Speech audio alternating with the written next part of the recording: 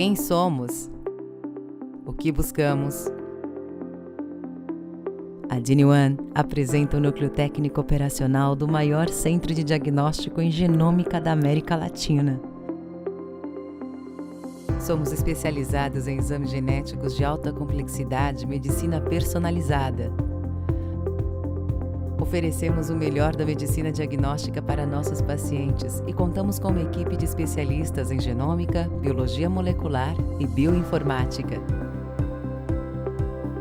Temos à nossa disposição o que há de mais inovador para aumentar a efetividade do tratamento e qualidade de vida dos pacientes.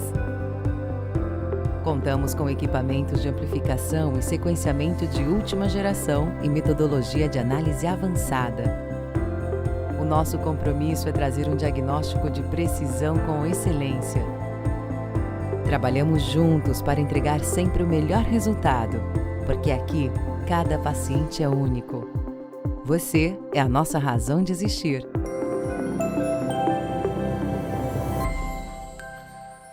Boa tarde a todos.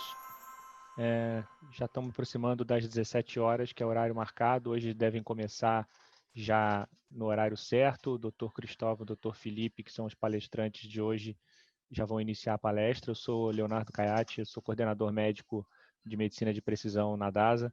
E esse curso que vocês estão assistindo, essa aula de hoje, ela é parte de um mini curso que a DINI-ONE bolou junto com o DASA Educa sobre o uso otimizado dos exames de genética e genômica no contexto da radiologia e da patologia, ou seja, integração clínica e é o que está dentro da área da medicina da precisão. As aulas foram pensadas de acordo com as subespecialidades médicas, as grandes subespecialidades médicas que a radiologia e a patologia transitam. Hoje e amanhã vão ser aulas na área de neuroradiologia. O calendário está disponível, vai ser mostrado no fim da aula e também nos nossos canais de marketing está sendo bastante divulgado. Eu quero lembrar também para quem está entrando hoje, assistindo hoje como a primeira aula, as aulas de ontem e de segunda-feira foram sobre temas introdutórios de biologia molecular e metodologias gerais de laboratório em análise de genética. São aulas de referência muito interessantes para serem assistidas para quem tiver dúvida nos termos que forem ser discutidos agora. Tá? Qualquer comentário, qualquer dúvida, qualquer questão que vocês queiram fazer, tem os canais de chat e de perguntas para serem feitas aí, vão ser lidas ao final da apresentação. Cristóvão, Felipe, é com vocês. Muito obrigado mais uma vez, todo mundo, pela audiência. Olá, gente, tudo bem? Meu nome é Cristóvão, eu sou diretor de patologia da DASA. A gente organizou esse curso e convidei o Felipe para fazer parte, para dar essa aula. Na verdade, essa aula é uma aula do Felipe, né? Que eu estou aqui como parça dele aqui nessa aula. É uma aula fantástica que vocês vão ver, muito atualizada. A gente vai falar hoje sobre patologia molecular e neuro-oncologia, do diagnóstico ao tratamento. A gente tem um tempo meio curto, por isso que a gente não vai prolongar muito, para a gente poder conseguir ter algum tempo de pergunta, tá bom? Vamos lá, Felipe, é com você. Obrigado pela introdução, Cristóvão.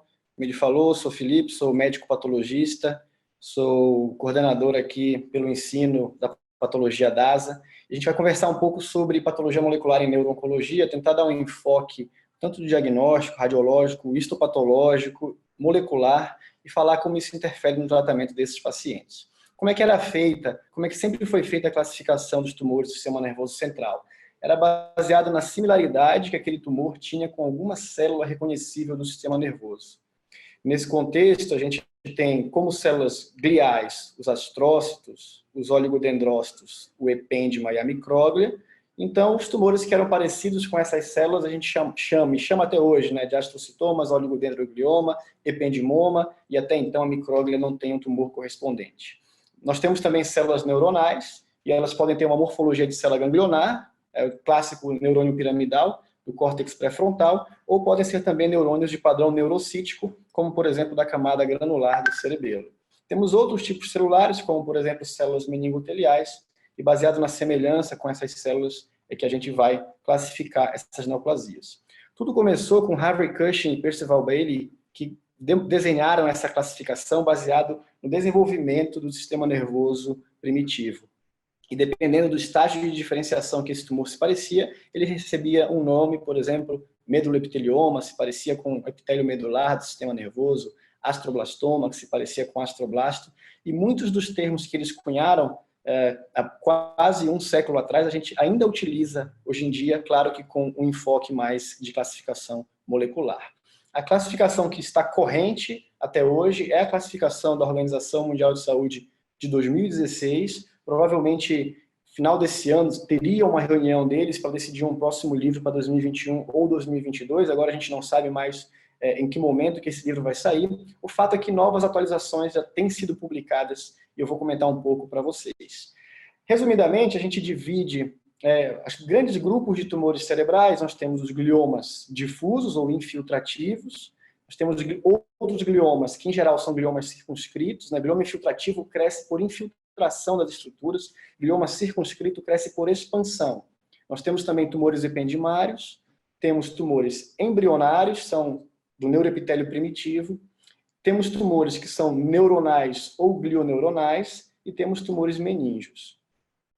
Então, só para mostrar o que é a diferença, né? Um glioma circunscrito e um glioma infiltrativo. Isso, o nosso colega radiologista vai dizer para a gente se esse glioma é circunscrito ou infiltrativo. Já na ressonância, no exame de imagem, ele consegue dizer para a gente se é um tumor arredondado, bem delimitado, é um glioma circunscrito, por exemplo, um astrocitoma pilocítico, ou se é um tumor infiltrativo, como, por exemplo, um astrocitoma difuso. A gente vê aqui na esquerda um glioma circunscrito e na direita um glioma infiltrativo. Aqui são imagens de ressonância. Aqui a gente tem à esquerda um corte axial em T1. E a gente pode ver uma lesão cerebelar que é cística com um nódulo mural. Só regular aqui, está aparecendo. Então, uma lesão cística com nódulo mural muito característica de astrocitoma pilocítico, que é um glioma circunscrito. Aqui na imagem da direita, nós temos uma lesão mal delimitada, comprometendo aqui lobo frontal e lobo temporal, um hipersinal em T2, e isso aqui provavelmente é um astrocitoma difuso. Então, em benefício do tempo, eu vou comentar só sobre gliomas infiltrativos, né, que são chamados tumores astrocíticos e oligodendrogliais difusos ou infiltrativos, que é só que vai dar para a gente conversar hoje. Então, quais são as entidades que a OMS reconhece? Quem faz patologia e acompanha diversas classificações de neoplasias sabe que, por exemplo, a hematopatologia há muito tempo já incorpora dados moleculares no diagnóstico. Em 2016 veio uma avalanche de incorporação de dados moleculares na classificação de tumores cerebrais. Então, as categorias que a gente tem bem definidas do ponto de vista clínico, morfológico e molecular são oligodendroglioma, que pode ser ou não anaplásico, e o nome completo dele é IDH mutante, um P19Q codeletado, vai ser grau 2 ou grau 3. Astrocitoma, pode ser difuso ou anaplásico, IDH mutante, também pode ser grau 2 ou grau 3. Glioblastoma IDH mutante, que é o grau 4.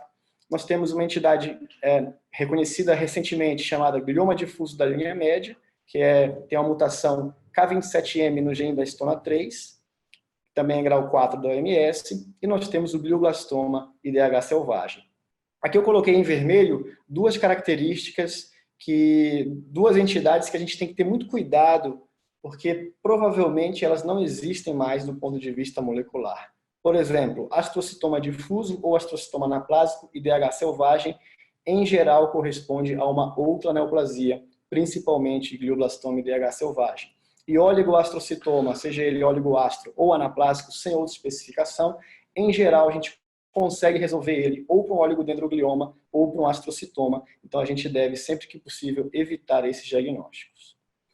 Fazer só uma complementação, existiu uma entidade na classificação de 2007 que deixou de ser uma entidade, passou a ser um padrão de crescimento dos gliomas infiltrativos, que é a gliomatose cerebral. Gliomatose, hoje em dia a gente sabe que é qualquer glioma infiltrativo que comprometa 3 ou mais lobos cerebrais. Geralmente são astrocitomas anaplásicos ou astrocitomas difusos, mas qualquer glioma infiltrativo pode ter um padrão de comprometimento como gliomatose cerebral.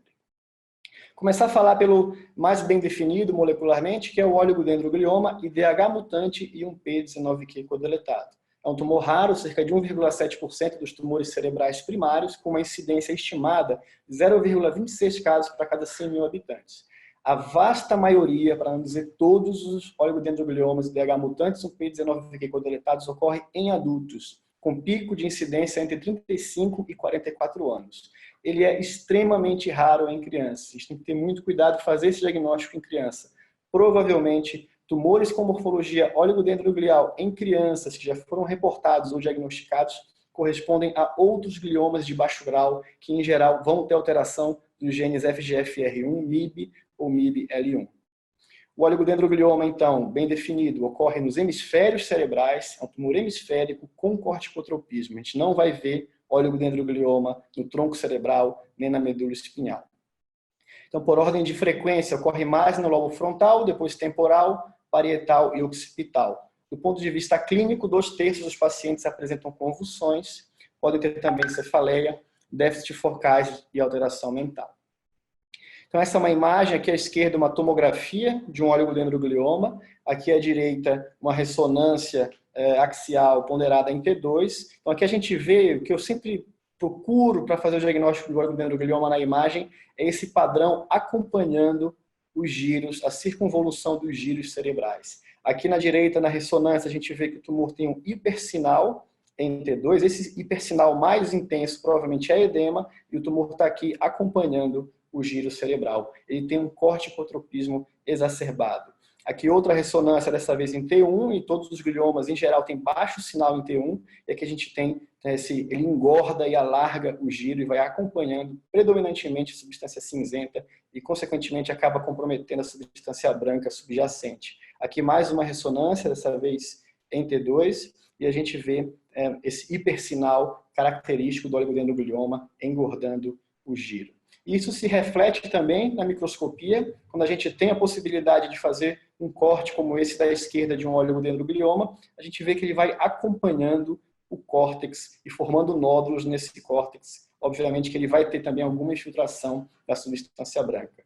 E no maior aumento que a gente vê aqui na foto da direita, é uma intensa satelitose perineuronal e perivascular, que junto com acúmulo subpial, são estruturas conhecidas como estruturas secundárias de Scherer, que nos ajudam a fazer o diagnóstico de um glioma versus uma gliose. Não é exclusivo do oligodendroglioma, astrocitomas também podem ter satelitose, estruturas secundárias, mas costuma ser muito mais intenso nos oligodendrogliomas.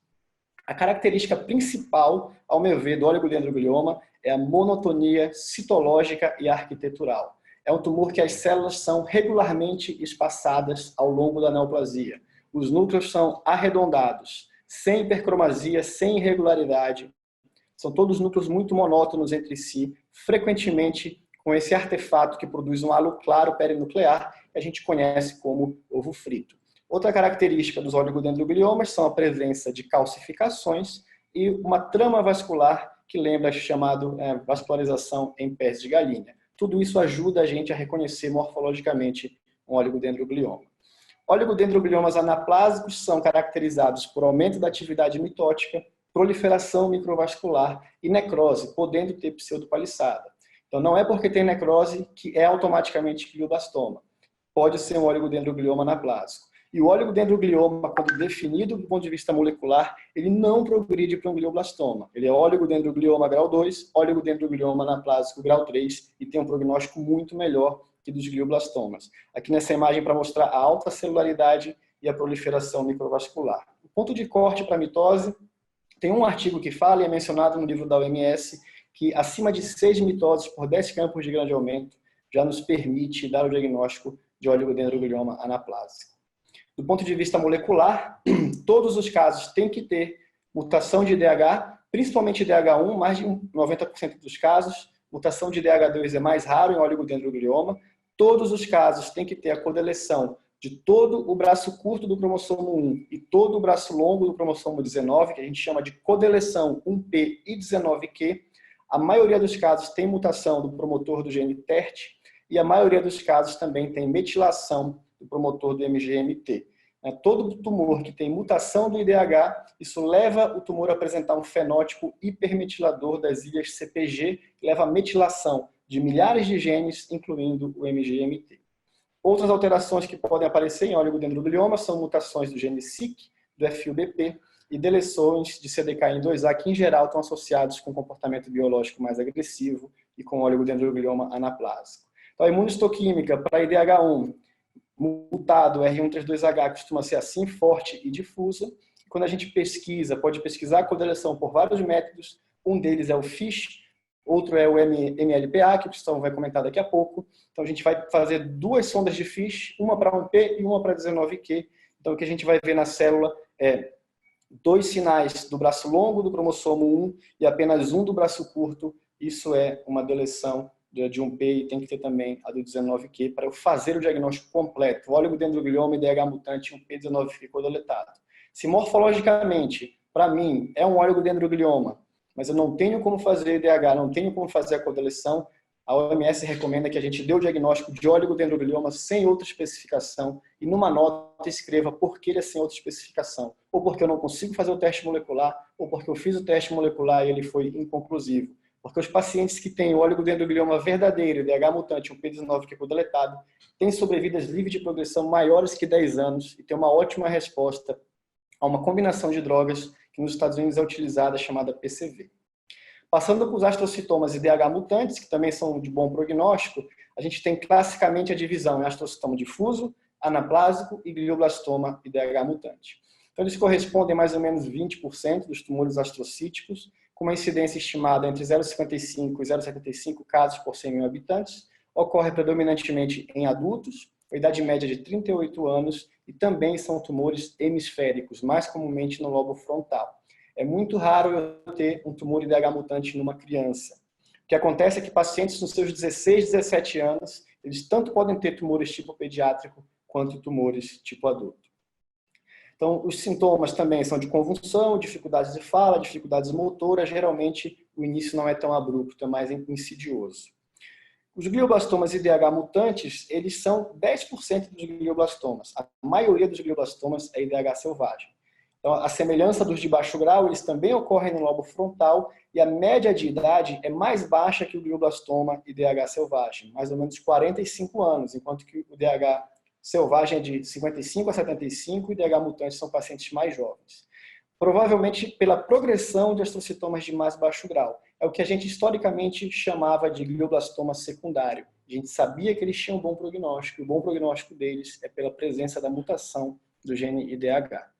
Essa é uma imagem de um astrocitoma difuso, aqui uma ressonância, sequência axial ponderada em T1, um baixo sinal em T1, um alto sinal em T2, uma lesão irregular. Então, isso é um astrocitoma difuso IDH mutante. Aqui uma peça cirúrgica de autópsia, mostrando aqui um borramento da substância branca aqui no lobo temporal, uma correlação com a imagem da peça e depois com a histologia, mostrando que é um tumor que não tem limites bem definidos com o parênquima adjacente.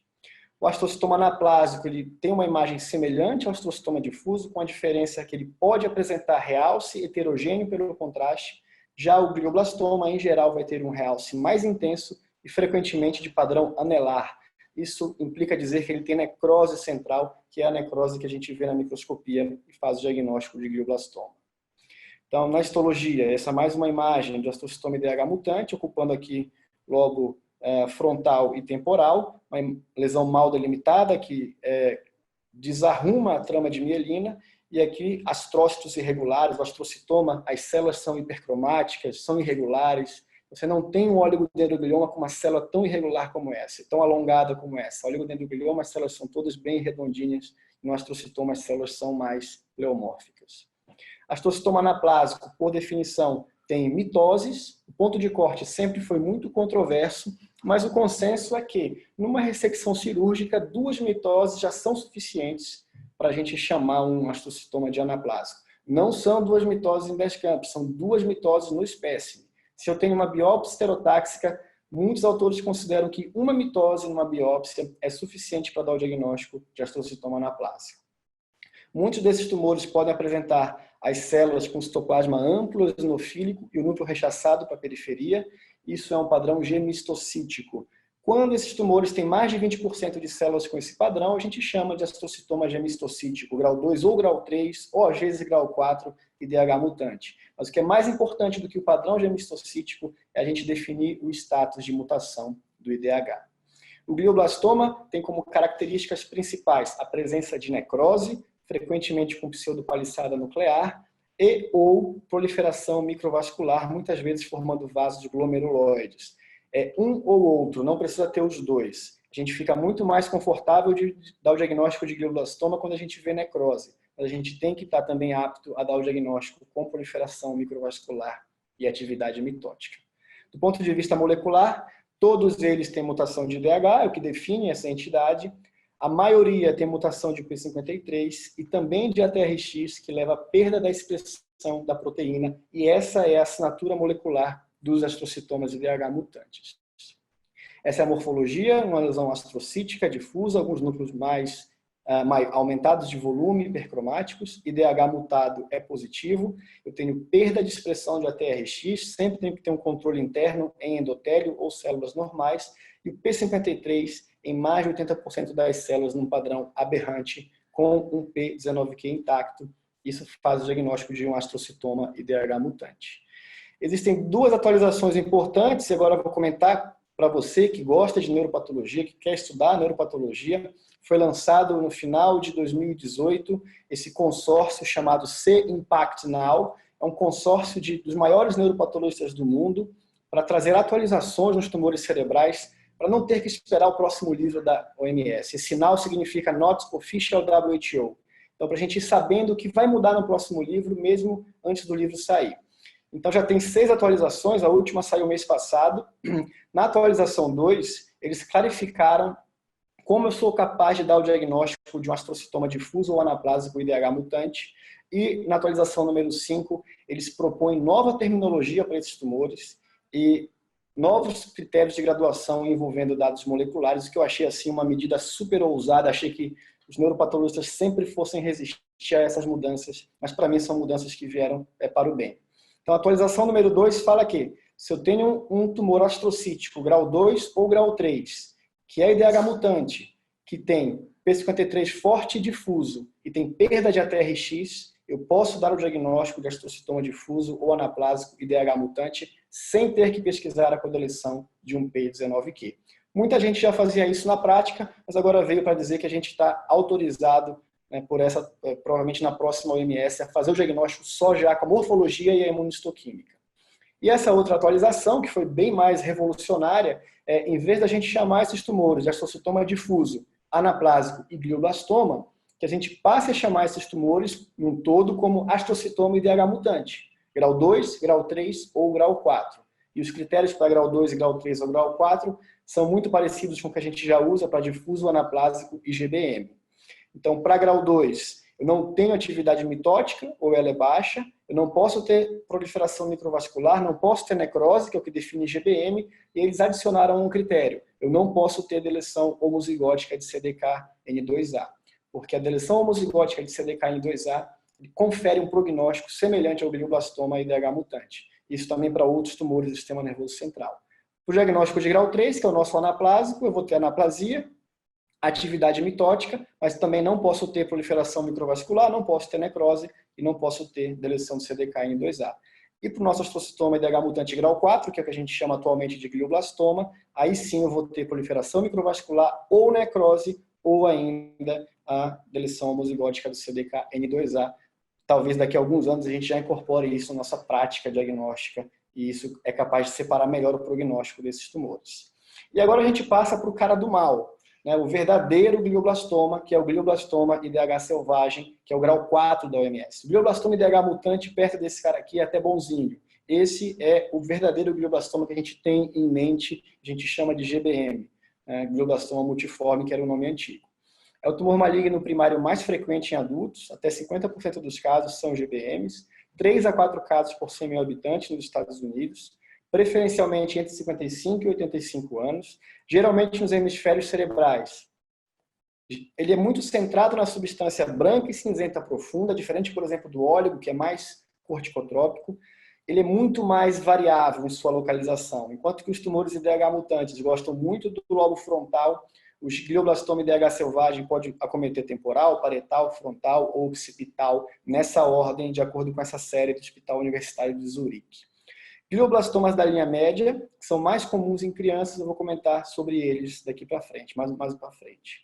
E os sintomas aqui, eles surgem de forma mais abrupta, são convulsões, déficits neurológicos focais, hipertensão intracraniana, e esses pacientes se apresentam de uma forma mais rápida. Então, essa é a imagem clássica do glioblastoma IDH selvagem. A gente tem um grande tumor, isso aqui é um T1 pós-contraste, tem essa captação periférica do realce, que implica que aqui no centro tem a necrose. E esse aqui é um T2, mostrando aqui a lesão tem um alto sinal e aqui o centro dela é necrótico e na periferia eu tenho bastante edema. Então, essa é a imagem que os radiologistas referem como asa de borboleta, que é um glioblastoma que cruza o corpo caloso e comete os dois hemisférios cerebrais. Essa aqui é a representação macroscópica de autópsia desse padrão de glioblastoma. Do ponto de vista histológico, é igual que eu já comentei com vocês, a gente vai ter necrose com pseudopalissada nuclear e ou proliferação microvascular, geralmente acompanhada de anaplasia, alta celularidade e atividade mitótica. O glioblastoma, como eu falei, o nome dele é antigo, a gente chama aí de GBM, porque esse M significa multiforme. A gente tem que lembrar desse M porque ele pode apresentar múltiplas faces. Ele pode ser sarcomatoide, ele pode ser pleomórfico, pode ter células gigantes, pode ter células pequenas. Então, ele tem uma grande variedade de morfologias. Tem que lembrar, né, um tumor estranho no cérebro sempre pode ser um glioblastoma IDH selvagem. Do ponto de vista molecular, como o próprio nome diz, ele não tem mutação de IDH, ele vai ter mutação do promotor do TERT em 70% a 90% dos casos, e ele vai ter amplificação do EGFR em até 45% dos casos. Assim como deleção do CDKN2A, lembra que eu falei que é um marcador de agressividade, ele vai ter mutação e perda do PTEN, e pode ter outras amplificações quando não tem DGFR, vai ser de PDGFR, MDM4 e MET. Então, acontece muitas vezes na nossa rotina, o radiologista vê a imagem, é muito sugestivo de GBM, a gente recebe uma biópsia serotáxica e o que vem é essa imagem da direita. Um tumor com poucas células, com pouca atipia e infiltrativo, e claramente é um astrocitoma, mas não está batendo com a imagem. A imagem é de GBM, mas na histologia a gente teria, no máximo, um astrocitoma difuso. O que acontece com esses tumores? Eles são muito heterogêneos. Aqui tem a representação de um corte de autópsia, no centro tem a necrose, eu tenho a proliferação celular em volta da necrose e na beirada eu tenho áreas menos celulares. Então, se essa agulha pegou uma área menos celular, eu vou ter uma representação que morfologicamente eu chamaria de astrocitoma difuso, mas molecularmente já é um glioblastoma. Aí que veio essa nova atualização do Impact Now, mostrando que alguns tumores que morfologicamente são astrocitomas de baixo grau, mas podem ser glioblastomas do ponto de vista molecular, desde que ele não tenha mutação de DH e tenha um dos abaixo, amplificação de EGFR ou ganho do cromossomo 7 com perda do cromossomo 10, quem está no cromossomo 7 é o EGFR, quem está no cromossomo 10 é o PTEN, ou mutação no promotor do TERT. Então, por mais que eu queira chamar o tumor de astrocitoma difuso e DH selvagem, se ele tiver essas características, a terminologia recomendada é glioma astrocítico difuso e DH selvagem com características moleculares de glioblastoma grau 4 da OMS. E de onde veio esse conhecimento? Quando se começou a estudar molecularmente os gliomas de baixo grau, isso é o estudo do TCGA, de Cancer Genome Atlas, eles viram que gliomas de baixo grau, astrocitomas de grau 2 e grau 3, que eram IDH selvagens, que é essa linha vermelha, eles têm uma sobrevida muito ruim, semelhante a glioblastomas IDH selvagem. Enquanto que a curva aqui roxa de cima é o oligodendroglioma, que é o IDH mutado com codeleção, e a curva azulzinha clara é IDH mutado sem codeleção, que são os astrocitomas IDH mutantes. Então, tanto para sobrevida livre de eventos, quanto para sobrevida global, se é IDH selvagem, ele provavelmente é um glioblastoma do ponto de vista molecular. E para corroborar essa ideia, eles viram também que os gliomas de baixo grau e IDH selvagens, eles tinham alterações moleculares muito parecidas, muito semelhantes com o glioblastoma IDH selvagem. Principalmente alteração de PTEN, amplificação de EGFR e deleção de CDKN2A. Para complementar, aqui a gente tem glioma de baixo grau com IDH mutante e codeleção, ou seja, oligodendroglioma, que mutação de IDH, e aqui a gente tem IDH mutante sem codeleção, ou seja, astrocitoma IDH mutante, com mutação de DH, com mutação de P53 e com mutação de ATRX. Em glioblastomas, é fundamental a gente pesquisar a metilação do gene MGMT. Ela vai estar presente em 40% a 50% dos glioblastomas. Se ele foi IDH mutante, mais 75%.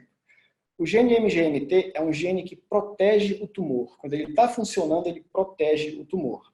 Porque uma droga que é utilizada para tratar glioblastoma se chama temozolomida, que é um agente alquilante. Ele incorpora radicais alquila no DNA do tumor e leva à destruição desse DNA e morte por apoptose.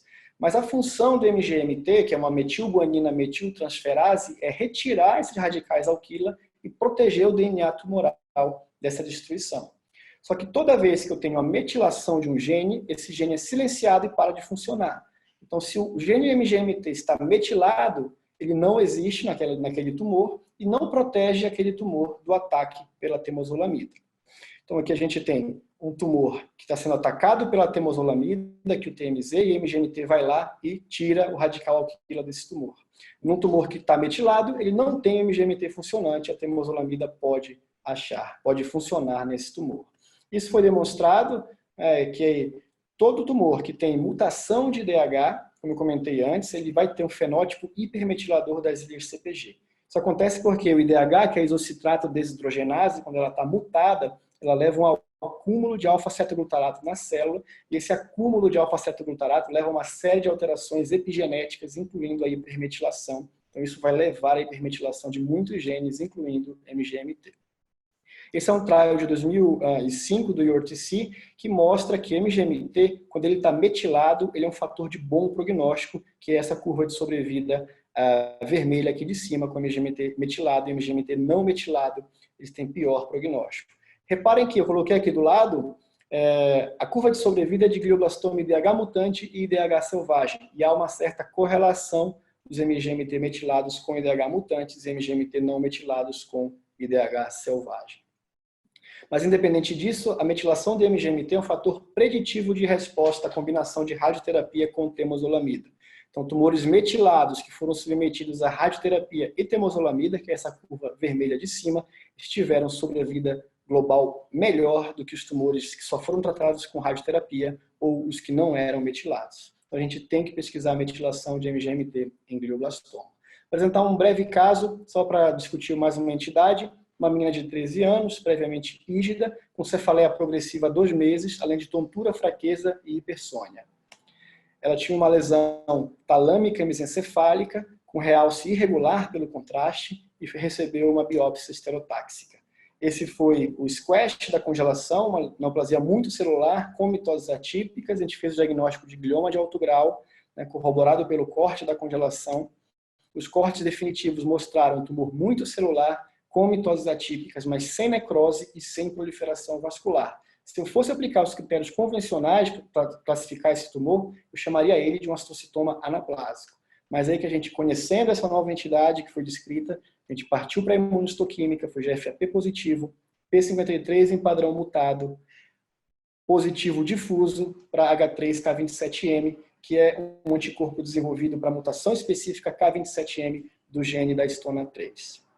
Com Ki67 alto. Então, o diagnóstico aqui foi glioma difuso da linha média, H3K27M mutante, que é um grau 4 da OMS, e ao longo da história, esses tumores foram chamados de gliomas difusos intrínsecos da ponte.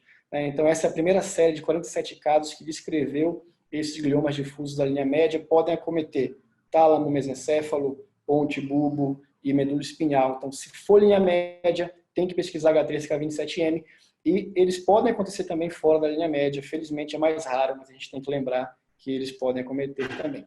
E dentre os glioblastomas IDH selvagens, eles são os piores dos piores. Essa aqui é a curva vermelha de sobrevida dos tumores que têm mutação de histona 3, uma sobrevida muito ruim. A maioria dos pacientes vai a óbito dentro do primeiro ano, e aqui essa curva verde são os que têm mutação da histona 3, K27M. Então confere um prognóstico muito pior para esses pacientes. Então, com todo esse panorama molecular, é assim que a gente tem que classificar gliomas difusos hoje em dia. Essa é uma imagem do livro da OMS. A gente tem que aplicar a morfologia, não pode pular, se é mais astrocítico ou mais oligodendroglial, e eu tenho que pesquisar qual é o status de IDH, primeiramente por imunohistoquímica. Se a imunohistoquímica for negativa em pacientes com menos de 55 anos, eu tenho que fazer uma pesquisa molecular, seja de sequenciamento, seja de RT-PCR. Tenho que pesquisar o status do ATRX, se está preservado ou se está perdido.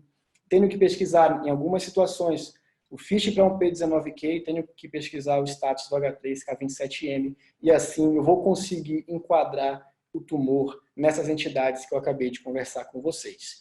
Então a gente pode fazer isso pela imunistoquímica, mas a gente vai também lançar mão de testes moleculares. Para conversar sobre isso, eu passo a palavra agora para o Cristóvão. Literalmente aos 45 do segundo tempo, né? O Felipe me passa a bola, mas assim, vamos ver. Como é que a gente pode, eu vou falar algumas vantagens, alguns testes que a gente tem para oferecer para vocês, né? Quando a gente fala de pedir um teste molecular para glioma difuso, ou você vai pedir esse teste com pesquisa de codeleção de um P19Q para a gente, por MLPA, ele é um teste bastante completo, que ele vai marcar, ele detecta deleção em 19 fragmentos em um P, e 11 losses diferentes no gene 19Q, ou seja, quando você tem deleção de todos esses losses, você tem certeza que você tem deleção completo de um P19Q. A gente sabe que deleções parciais conferem também, às vezes, dúvidas diagnósticas para a gente. Então, esse teste ele faz isso. Além disso, ele também dá as 4 mutações que a gente precisa, né? As 2 mutações de DH1 e DH2, ou seja, para os gliomas difusos, a pesquisa, quando você pedir pesquisa de codeleção de um P19Q por MLPA, você já vai ter essa informação, tá? Um P19Q e as 4 mutações de DH. No glioblastoma, se você pedir o teste de pesquisa de metilação de MGMT, tá, por MLPA também, que é o teste que a gente faz, é a mesma coisa. O que a gente tem é que, eu não vou entrar em detalhes, porque eu não tenho tempo, mas o que a gente consegue detectar é que aqui vocês podem ver que, além do número de cópias, a gente consegue ver o status da metilação. Ou seja, a gente tem sondas para diferentes pontos no promotor do gene MGMT, e quando esse tumor está metilado, você vê que áreas diferentes vão estar hiperexpressas aqui. Por quê? Porque a reação só é positiva quando está metilado, porque quando não está metilado, a gente não vai ter a reação de PCR que vai amplificar esses fragmentos. E uma coisa muito interessante que o Felipe falou também nessa aula é que esse teste, além de falar das mutações de DH1 e DH2, que também estão presentes aqui nesse teste, além do MGMT, ele também nos dá informação sobre deleção de CDKN2A. Então, naquelas dúvidas de gliomas entre grau 2 ou 3 ou GBM, se você fizer esse teste, no caso de um anaplásico, e você tiver a deleção de CDKN2A, você vai tender muito mais para chamar esse tumor de um glioblastoma.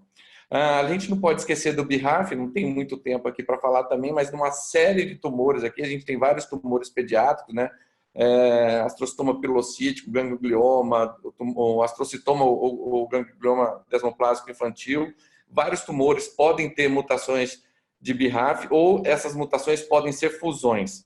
Quando são fusões, são mais identidade do tumor, mas quando a gente acha uma mutação, a gente já tem inúmeros papers publicados de resposta aos inibidores de BRAF nesses pacientes com mutações com essas mutações, não fusões, tá bom? E a gente pode também ver que a gente tem essas alterações tanto em GBM, mutações de BRAF, em astrocitomas difusos, em astroblastomas, xantastrocitomas pleomórficos, crâniofaringioma papilífico, às vezes pela própria localização é um tumor que pela localização é agressivo, né? Então, se você acha uma mutação dessa, pode ser uma chance do paciente ter tratamento e ter resposta, e logicamente no caso de metástase, melanoma ajuda muito. Não podemos esquecer também que uma série de gliomas tem fusões envolvendo GNN-TRK, a gente sabe que existem drogas dirigidas para essa alteração molecular, e aqui chama muito a atenção da frequência em astrocitomas pilocíticos, que a gente sabe que dependendo da localização desse tumor, ele é irressecável, então, porque se ressecar a criança morre. Então, existe a chance ainda da gente pesquisar as fusões de N-TRK em gliomas, e se achar, o paciente tem grande chance de resposta.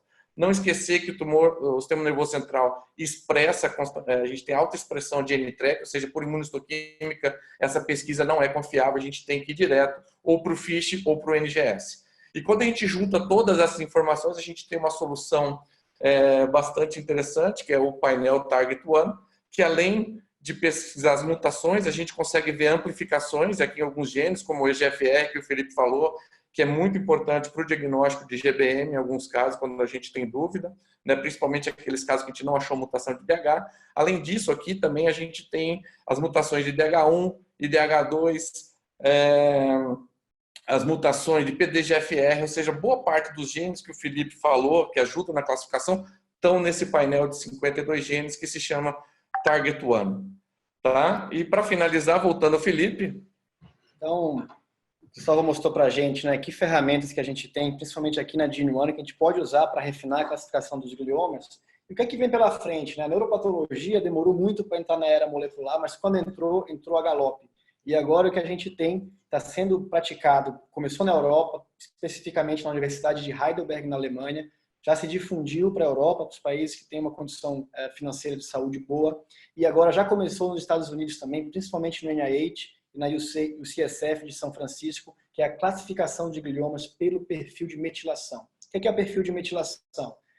O Dude falou nas aulas dele, como a gente tem o hepatócito e uma célula respiratória, eles têm o mesmo genoma, por que eles são diferentes? Porque eles têm um perfil de expressão gênica diferente. Quem ajuda a controlar essa expressão gênica é a metilação. O mesmo acontece com os tumores. Os tumores têm a mesma genética, mas eles têm aspectos morfológicos diferentes. Então, o que eles fazem? Eles usam um ensaio de metilação que avalia 450 mil ou 850 mil pontos de metilação e eles criam um perfil de metilação para cada tumor. Então, você tem um tumor novo, você faz o perfil de metilação e vê, por exemplo, aqui, nesse quadro da esquerda, de qual dessas categorias de metilação esse tumor que você quer saber se mais se aproxima e você consegue refinar ainda mais a classificação desse tumor. Em resumo, pessoal, a classificação moderna é essa que a gente tem que saber. Aqui é uma representação clássica de como os gliomas se desenvolvem a partir de uma célula progenitora do sistema nervoso central, e daí ele vai ter alteração de BRAF, ou de DH, ou de SOMA3, ou de GFR, e vai dar origem aos diversos gliomas. A gente tem que saber que, agora, mais do que nunca, essa classificação ela integra os achados clínicos, os achados radiológicos, os achados morfológicos e imunohistoquímicos, e mais do que nunca, os achados moleculares. Porque é só assim que a gente realmente consegue classificar cada paciente com a sua neoplasia, com seu prognóstico e terapia adequada. Muito obrigado a todos.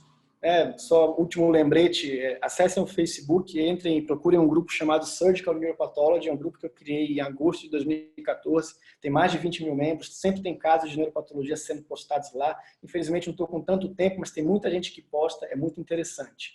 E muito obrigado, espero que vocês tenham aproveitado. Obrigado a todos e fiquem com Deus e fiquem em casa. Gente, muito obrigado aí. Vocês estão vendo quais são as próximas aulas. Felipe, nós temos duas perguntas aqui, né? A Lívia primeiro perguntou, falou que sua aula foi sensacional, concordo com ela. E ela falou que muitas vezes os patologistas não fazem neuro, muitas vezes na congelação ficam com dúvida. Você tem alguma dica nessa hora? Você faz citologia em todos os casos? Olha, Lívia, obrigado pela sua pergunta. Eu faço citologia em todos os casos. Eu faço citologia e corte, quando possível. Se eu tenho que escolher, eu faço citologia. Porque muitas vezes a citologia é mais informativa do que o corte. O corte gera muito artefato no sistema nervoso central. Não raro o neurocirurgião gosta de mandar com soro fisiológico, aquele fragmentinho. Então ele enche de soro fisiológico. Você bota para congelar, forma artefato de congelamento, de pedra de gelo ali, distorce toda a arquitetura. Então a citologia é melhor muitas vezes. O que você tem que entender fundamentalmente é como é o aspecto radiológico e quais são as hipóteses baseadas na radiologia. A clínica radiologia já vai filtrar muito diagnóstico diferencial. Que tipo de procedimento está sendo realizado? É uma biópsia estereotáxica ou é uma cirurgia com intenção de ressecção total? Então, se for uma biópsia estereotáxica, o objetivo é ter material. Não pode faltar material diagnóstico. Se o objetivo é uma ressecção total, normalmente o que o cirurgião quer fazer é saber se é glioma de fato e se é de baixo grau ou de alto grau. Então, em resumo, a minha dica é entender, primeiro, qual o objetivo do cirurgião com aquela congelação e qual o aspecto clínico e radiológico daquela lesão que você está congelando. Isso já filtra muito diagnósticos diferenciais. Eu compartilho com a ideia do Felipe, assim, sempre, toda congelação, o mais importante o mais importante é a gente fazer o esfregaço. Então, tira um pedacinho de meio milímetro, 1 milímetro no máximo, coloca em cima da lâmina, faz o esfregaço, igual se fosse fazer uma punção. você já vai sentir um pouco a dureza, não? Muitas vezes quando é glioma isso vai muito facinho, né? Macio, e a citologia já te diz tudo em relação ao grau, então isso fica muito mais fácil. A dica da congelação é a gente colocar o pininho em cima para não juntar cristal de água. Muita gente não faz isso, e é para isso que os alemães colocaram isso lá dentro. Né? Tem uma pergunta aqui sobre o valor da MLPA. Isso pode variar de região para região, mas eu acredito que é algo em torno de R$2.000 custa esse exame. Tá? Vamos ver se tem mais alguma pergunta aqui. Essa aula vai estar disponível no YouTube do Gene One em breve, então talvez daqui a 1 ou 2 dias ela vai estar disponível, todo mundo pode olhar, assistir, tirar suas dúvidas, e não se esqueçam que no primeiro slide lá está o nosso e-mail, pode entrar em contato com a gente que a gente vai ter o maior prazer em ajudar vocês ou sanar dúvidas. E essa tela que vocês estão vendo agora, pessoal, é da nossa pesquisa de satisfação. Então, apontem o celular de vocês aí para esse QR Code e respondam a nossa pesquisa de satisfação, super importante para a gente continuar produzindo esse tipo de iniciativa, para que a gente consiga continuar conversando com vocês sobre os mais diversos temas de biologia molecular. Ô, Nivaldo, o Nivaldo fez uma pergunta aqui, que com relação ao relatório do neuroradiologista, ajudamos ou somos arrogantes quando colocamos no laudo glioma difuso com provável deleção de um P19Q? Eu acho que todo o input que a gente colocar é válido. Na verdade, você está falando para ele, talvez uma nota, que a pesquisa de codeleção de um P19Q é fundamental para a adequada classificação dessa neoplasia. Tá? Eu acho que vale muito a pena a gente ter a opinião de vocês, né? Do pouco que eu entendo assim, de radiologia, o básico para sobreviver, um patologista sobreviver na congelação, mas existe um sinal que os radiologistas me ensinaram, que é o mismatch T2 flare. Quando você tem uma alteração do glioma entre o T2 e o flare. O flare é um T2 com atenuação de água, de líquido. Então, quando você tem um mismatch T2 flare, quando muda essa imagem, isso é muito indicativo de um glioma com mutação de IDH. Então, isso ajuda a gente a fazer o diagnóstico muitas vezes. Não acho arrogância, não. Acho que ajuda. Aqui também teve uma pergunta sobre laudo integrado. Eu acho que essa solução que todo centro busca, né? Assim, a gente está... Esse período de Covid aqui fez a gente se aproximar muito, né, dos radiologistas e dos clínicos também. Então, cada vez mais nós estamos formando esses grupos de especialidade e com o principal objetivo é a gente conseguir, além das reuniões, também conseguir fazer esse laudo integrado, viu? Essa é uma coisa importante que a gente está caminhando para isso, tá? Mais alguma pergunta aqui? Você já recomenda usarmos o termo astrocitoma IDH mutante grau 4 nos laudos? Seguindo a nova classificação, e igual 4 que você colocou aqui, Diogo, agora a nova classificação ele vai ser organismo arábico e não mais romano. Os neuropatologistas agora revolucionaram mesmo, assim.